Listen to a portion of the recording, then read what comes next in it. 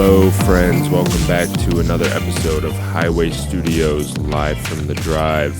This is a great one. We've got Kevin King Regime on today, and this was a really fun one to record. It's really refreshing hearing some cool experimental jazz fusion happening when a lot of stuff is so commercialized and quantized, and a lot of improv has been lost in today's music. Now, there's still that kind of stuff out there, but I just love that these guys are paving their own way and doing what they want to do and staying authentic to themselves. Speaking of that, if you're an avid listener of Live from the Drive, you would know that the formula is typically original song, cover song, original song. And I like having the cover song in there because it's something familiar for the listener, and you also get an insight into what kind of music influences the artist and the decisions they make to change it from the original and make it their own. And I think it's just fun to do. But that would be inauthentic for Kevin King Regime because they basically performed a 22-minute set that wove in and out of 5 different songs with a lot of improv in between. And I'm going to cut that up. And then they also played another song, Twister of Confusion.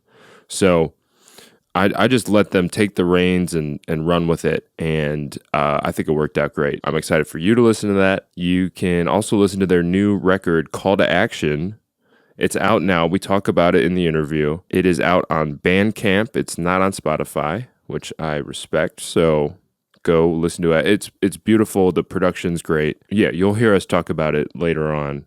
It's a really cool project. And so I'm happy that is out now. But this is one of my favorite interviews I've done on here. No shade to the other artists, but the way that they talk about improv and the way that they approach music is something that just resonates with me heavily because as a jam band guy, and I love jazz too, but when I'm playing, it's typically improv, playing with each other, listening to the rest of the band and working to find something special live instead of working behind the scenes, overdubbing a million times to get the perfect take. Like, that's just not the kind of music I'm typically interested in, and it's not the kind of music I make. So listening to these guys talk about the way that they approach music was just really nice and refreshing, and then watching them do it live was also very fun for me. And you can watch them do it live too at Cafe Mustache today. If you're listening to this on Tuesday, June 17th, they will be hosting their jam session, which is every third Tuesday of the month at Cafe Mustache. They perform a set, and then it's a jam session of improv, of heavy music and rock. They talk about what you can expect if you go to that, and I think it's really cool what they're doing there. So stick around, listen to the whole thing, and we're going to get started with the first half of that 22-minute set, and then interview. We'll do Twister of Confusion interview, and then I'll splice in the second half of that set, and it's going to be great. So thanks for listening, and without further ado, here is Kevin King Regime.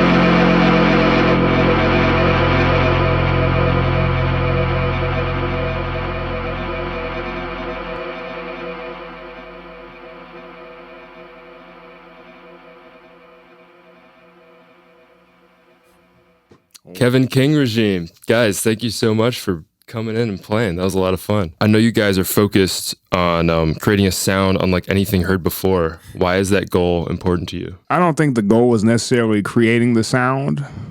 I think the sound is pretty much there, but I feel like it's all about listening. And I feel like that's what this group is about. Mm-hmm. Listening to like what the world is telling us, listening to like what our hearts are telling us, not to sound too cliche, but it's not necessarily about creating the sound, but almost being witness to what we're creating. We're like, we make it and then we're like, wow, we made this. This is cool. And it's never going to be like that again. And that's the beauty of improvisation, and the beauty of being a human. You're one way for like 1 millisecond. And as soon as time changes, you change.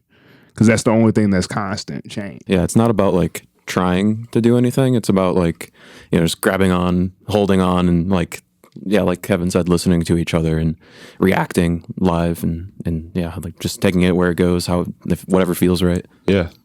You guys do mostly improv. Can you describe how you play off of each other, what you're listening for, and then what are your intentions behind the decisions you make when you're improvising?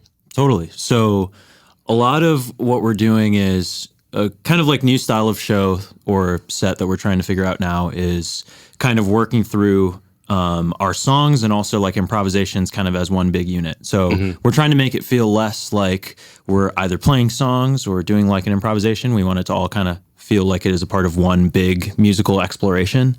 And a big part of trying to create that feeling for us has been like thinking about things as like spontaneously and impulsively as possible. So having the improvisation guide where the songs go, like different times that we play them, is what keeps it exciting for us. So a lot of the time, like we'll be, improvising together and listening for cues. So we'll have certain melodies from certain songs that stick out, or like rhythms, drum beats, a bass line it could be. We kind of use to tell each other like, oh, we might be, it might be cool if we go into this song, or it might be cool if we do this thing. And we're kind of like trying to communicate as organically through the music as possible. Like we don't want it to be super like, at this time we're going to do this exact thing. Like we don't want any of it to feel planned, because the idea is for it to all be kind of like one long spontaneous, like free expression, but with like a musical blueprint. Improvisation with kind of like pre-written ideas, but using completely free improvisation to bridge the pre-written ideas together as well has kind of been like a mission for what we've been trying to approach the live set with. I always think the Allman Brothers way of doing it is my favorite, where it's free improv and then they have certain licks to cue the rest of the band. All right, here we go to the next section. Totally. And it sounds like it's off the cuff, and then the harmonies come in, and I just love it. I'm a big Allman Brothers guy. Yeah. Who are some of your composing and songwriting influences for this project? You asked a heck of a question, man. That's a lot of people. I listen to so many different things. It's kind of like an in the moment thing. So at certain periods of time, I'll have like phases of listening to one person. Like right now, I'm listening to a lot of tabla. So I'm listening to a lot of Ala Raka and Shankar Ghosh and Zakir Hussain. Rest in peace. He just passed away. But yeah, those guys. I love listening to classical music. Mahler, Villa-Lobos, one of my favorites. I love listening to Afrobeat, Tony Allen, Fela Kuti, and of course I love listening to heavy music, so like Black Sabbath, all the distortion in the world. Give me some Sleep, give me some Electric Wizard, like all those cats. And all those influences create me, because I just love all the sounds. And not only musical sounds, just random sounds, like talking to you, having a conversation, or, talking to these cats and, having fun. Oh, and of course, jazz too. I love, John Coltrane and Sonny Rollins, who's like probably my favorite saxophone player. But yeah, just everything, to summarize. Everything. I like everything. Yeah, it's been a kind of a long developing thing too, because when we first started this project, we went in with the mindset of like, we are going to be making heavy music. We're making metal music that has really sick saxophone and crazy effects and stuff, and just jamming together more, getting more comfortable playing together. The sound kind of naturally evolved to draw from a whole bunch of other influences, like Kevin was mentioning. So yeah, just like becoming more comfortable with ourselves and each other really changed where we are influenced from. So what was the original inspiration to make the heavy music plus saxophone and improv? Was it just the music you were listening to? Is there anything else that you wanted to accomplish? Well, the thing is, I've always wanted to do it. Like as long as I can remember. When I was in high school, I remember listening to this kind of music and not being able to do it because I didn't have the confidence to, well, one, create it, and B, okay with being myself. Like, I feel like that is the biggest thing. Like, I wasn't comfortable being who I was, and I was like trying to please other people. Like, they wanted me to sound like X person or Y person. Yeah. And I fell into that as opposed to trying to follow what I was hearing in my head. And now I don't care. Now I'm just, going for it. And especially having these cats with me, I love these cats. Like Shavon, he was listening to me complain about it every day. Like, going like, bro, I hate this and I hate that. I wish I could play this. I wish I could play that. But yeah, I just love this music. And that's what kind of leads me to play it. And I've always wanted to play it.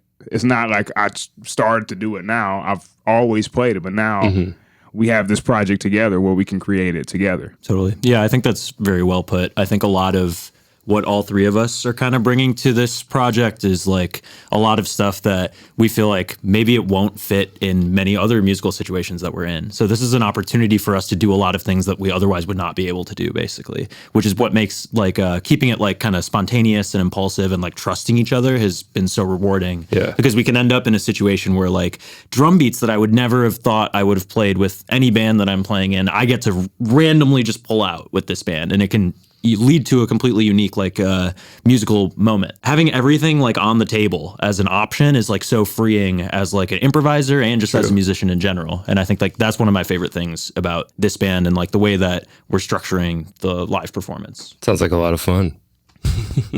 Yeah. I would agree. It's very fun. Yes. So we're going to hear you play Twister of Confusion. What was the process of writing that song? So that was a song that we kind of composed together with. There was an initial kind of musical idea that happens at the beginning and at the end of the song that came out of a jam. So we were just improvising for like an hour, and then the last 5 minutes, like we kind of settled on this, very fast tom rhythm thing and like crazy saxophone lick going over top of it. And immediately when we stopped improvising, we were like, that's something. Like we have to turn that into something. Like it's totally like, it was the most memorable part of the jam, and it happened at the very end, which is hilarious. Like it was almost like we spent 55 minutes searching so that we could find this one little like lightning in a bottle moment that we could turn into a song. And after that, like I think Kevin composed a lot of the parts, give the song like more of an arc, because we just had a couple of moments that we came up with together that happened spontaneously that we were like, oh, we have to do this again. Like I would love to do a song like this. Yeah. And yeah, Kevin's been really good with like, I feel like we have a nice songwriting balance where like a lot of ideas like we'll come up with fully as a group. And then Kevin has a good ear for taking these ideas and seeing how like they can exist within the context of a very like written song. So we'll have something that feels so spontaneous and in the moment that kind of occupies like feels like a fragment of something that we're really excited about. And I feel like through a lot of trial and error and trying different stuff, composing new sections and testing them as a band, we're able to kind of structure songs with these fragments in mind, kind of guiding us through the song and then kind of filling in the gaps as we go. So that's been a fun way of like composing with this like ensemble, is we get a little bit of that still like kind of spontaneous improvised like feel even in like the written moments, because a lot of the written stuff just comes from something that happens spontaneously. Yeah. Mm-hmm. Is that how most of your songs start, is improv jamming and finding something? Totally. Cool. Yeah, we believe that improvisation and composition are one and the same. Like a lot of people separate those two things, and our whole thing is like synthesis of those two ideas. I like that. That is, I find the most exciting moments for me come out of jamming with my friends and going on the journey together, trying to find something that's special. Totally. All right, here it comes. Twister of Confusion by Kevin King Regime.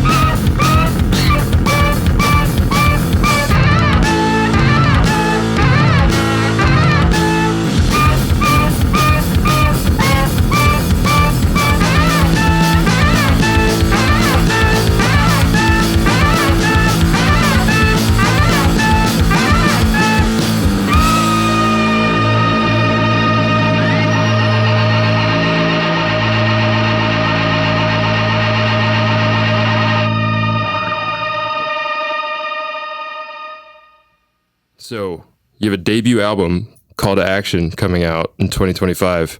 Tell me a little bit about it. Okay, so that album came out of just in 2020. A lot of stuff happened. I'm not going into detail, but so all that energy, all that emotion, all that hardship, I just felt like I got to do something. And I was like, but who am I? I'm just like a saxophone player. I don't have the power to change anything. I was thinking like kind of like that.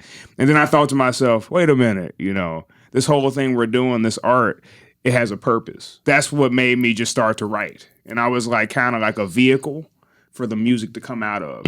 So I remember hearing people say that, like, I didn't write the music just came out of me. And I didn't believe it until it actually happened.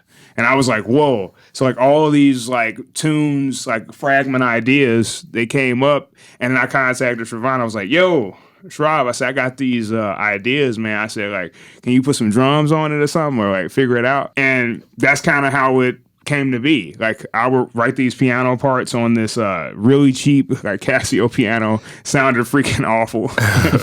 And I would send him these like really like crappy demos. And then Sharon would be like, oh crap. And then he would play some killing drums on it. And then I would re-record the parts with his drums. And then that's how it happened. So we just went back and forth like that. And then eventually after we recorded a bulk of the material, we sent it to our good friend, Your Beautiful Ruin, Alan. Well, shout out to Alan. And he put his magic on it. He made that keyboard sound like it was a $1 million keyboard. You kept the keyboard? You didn't? No, nice. kept the crappy keyboard in there. Yeah, so he made the keyboard sound killing, and he made his drum sound great with 2 mics, right? Yeah, it was a 2 mic setup. Yeah. Yeah, the recording was all, Kevin and I worked on it completely remotely. So this was just like our 2-bedroom recording setups. Wow. And just exchanging files back and forth. And Alan is like an amazing producer. Like, he typically exists more in like the hip hop world. But him and I have collaborated a lot. Like, I've recorded a lot of drums for him. And when Kevin and I kind of approached him with the idea of like, hey, can you add some stuff to this and like help us with the production aspect? Like, we have these recordings that we're happy with. The way that we've done them, they kind of just sound like demos. Like, can this be a record?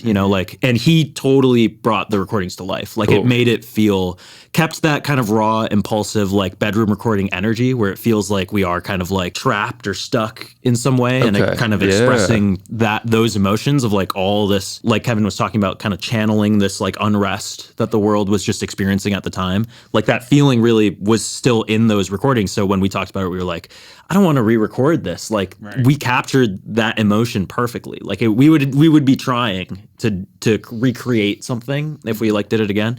So sending those recordings to Alan and having him like produce it has been just awesome, because he just like, it totally opened up a whole new world of possibilities for the recordings. And then we got more into like production aspects and incorporating things like, different sort of field recording noises, like speeches. There's some vocals, like there's a lot of extra tracking that's been done to kind of like make the piece like tell a story as a whole. The two of us and Alan have been on and off working on it for years now. So it feels good to have it at this point where we're about to release it. And I'm just curious, tell me about the 2 mic setup on the drums. What was your method there? Yeah, a lot of that was just out of necessity. At the time, my interface was a Scarlett 2i2. So even if I wanted to do more than 2 mics, like I couldn't have done it. And it took a lot of experimentation. I had basically the task of recording drums for a different record for an old band that I was in at the time. When I did those sessions and I really was moving the mics around like as much as I could to try to see how I could get the most bang for my buck, basically. But it's essentially just 2 SM57s. It ended up being one like in the kick, and then one as like a knee mic, basically. So like above the kick and kind of pointed towards the snare. Below the cymbals. I basically had my kick sound, and then I had the rest of the drums sound. And the most important thing for me was like, I just want the cymbals and the hi-hat to be balanced, and I wanted to be able to hear the snare. That was like, if I can fulfill those 2 priorities with like the second mic, basically, then we'll have something to work with. And I tried it as like an overhead. I tried putting the mic like behind me, tried putting it like kind of on the side, like by the floor tom. Like, I really moved it around and that was the one time where it felt like I was in the room with the drums when I listened to it back. Like, it felt like a proper capture of what was going on when I had it as the second mic just being like a knee. Cool. So yeah, if in doubt, if there's anybody who has to do like a two mic drum setup, I would highly recommend doing like a knee mic as like the second mic and a kick, so you can hear the kick. But yeah. Very cool. I dig it. So you guys host jam sessions at Cafe Mustache. What can people expect when they go to those? Well, I think part of the whole point is that there's not a whole lot to expect. Like, just expect to improvise, to meet new people. Like, because the goal behind it is to build a improvised jamming musical community for rock scene, I guess. Because Kevin always talks about how that exists in jazz, but it's not like the most friendly or welcoming environment. If you don't know all the specific tunes, you don't play them perfectly, that kind of thing. But we just want to make it as like wide open to anybody playing anything, or not even playing something. Like, just bring yourself, like whatever. Like that's just trying to get people in a room to make sound and make connections. I love that. I appreciate so much how the Chicago music scene is really built off community and everybody builds each other up. And Shrav, I think you're the perfect example of that. You are connected to so many people. That's why I reached out to you, and you put me onto some great bands. So I appreciate you, man. Of course. Yeah, that's what it's all about. I think like we're all stronger together, basically, And a funny thing that I was thinking about the other day that I kind of mentioned in passing that has ended up being something I'm thinking about like all the time now is like, I was like, well, if we all, wrote the 5 like things that we're the most stressed about on our forehead so that all of our friends could see it at all times, like how much easier would it be to have people doing stuff like for each other that would make our lives easier, So like allowing yourself to be in a position to be like helped, basically, like being open and communicating with people, even when things are like good or negative or whatever. Like that's one of the things where the Chicago music community is awesome, because it seems like anybody can kind of air out whatever it is that it is, and they will be supported, and I think that that's just like super important for any growing scene of like independent art. If we're not all kind of looking out for each other in some way and trying to like create situations for each other to succeed, then it's like it's just going to be harder for everybody. Very cool. I love that. Yeah. So the last question I ask everybody on here is to name an album that has inspired you recently. I'll go first. My pick for this episode is going to be Little Feat's The Last Record album. I think Little Feat is just massively underrated as a band and as individual musicians. One thing that always sticks out to me is like, well, they have the swamp rock groove underneath and the vocals on top. And then I think it's really cool when they change up the rhythm and the vocals will catch onto the rhythm to move to the next section in such a sexy, full of swagger way. Yeah, I don't know. I got to try to incorporate that in some of my own music somehow. Nice. But nobody else really does it like that. So yeah, that's my pick. Nick, what's an album that has given you inspiration recently? Especially around these months, this band Les Realises de Nudes. They're a Japanese psych garage, like a improvised jammy kind of band. It's just very, very unique sound. Like what they're doing is, especially for the time, is really, really unique and cool and interesting. And it's just they do like it's almost like the crowdy thing where there's like just some repetitive part or something that's behind what they're doing, and then just absolute insanity over the top of it. Lead guitarist it's like and what I really like about it too is that it's not like the most insane musicianship. Like anybody could be doing what they're doing theoretically, but like they're the ones that are doing it. They had the idea, they had the inspiration, and that sort of attitude really inspires me in like what I do and what we do. But a specific album though is forgot about that part. This one, so it's you only get one. Yeah, it's a live recording from like I think the album's just called 77 Live. It's an album that actually Sharon got me on vinyl a while ago, and it's always in the rotation. So yeah, that's I've been listening to that a lot lately. Yeah, a record that's given me a lot of inspiration recently is, I think it's called Fair Forward Voyage by John Fahey. It's like kind of like American primitive guitar. So this guy it's pretty much a solo guitar record that's incorporating like aspects of like country and western music, blues music, and like classical music into these like kind of long form guitar compositions that incorporate a lot of improvisation. So kind of like in our band's approach of blending sort of pre-written material with completely spontaneous improvised material, I feel like that style of guitar playing and that record specifically also occupies this kind of like a space in between what feels super written and what feels kind of like off the cuff. Because it almost flows like a raga, like Indian classical music, where you have like there's like droning strings and like moving melodies that feel very like improvised, like they feel like spur of the moment. But then there are other sections where it's like it doesn't sound like it could be just thought of like on the spot. Like there are parts that sound very arranged. The way that those parts like blend seamlessly has been like super inspiring to listen to and make it's made this idea that we're going after with our show like seem more possible, because at first it was just like, well, how do you do it? Like, how do you like improvise and do like written material at the same time? Like they're two different things. But then I'll listen to something like that and it's like, is this improvised? Like, is this pre-written? Like I couldn't pick out one individual part and tell either way, you know? And like listening to stuff that's more seamless in that regard has been really fun. So yeah, I'd say John Fahey, Fair Forward Voyage, I think it's called. I can definitely hear that come through in your music. So right on. Yeah, very cool. Kevin, how about you?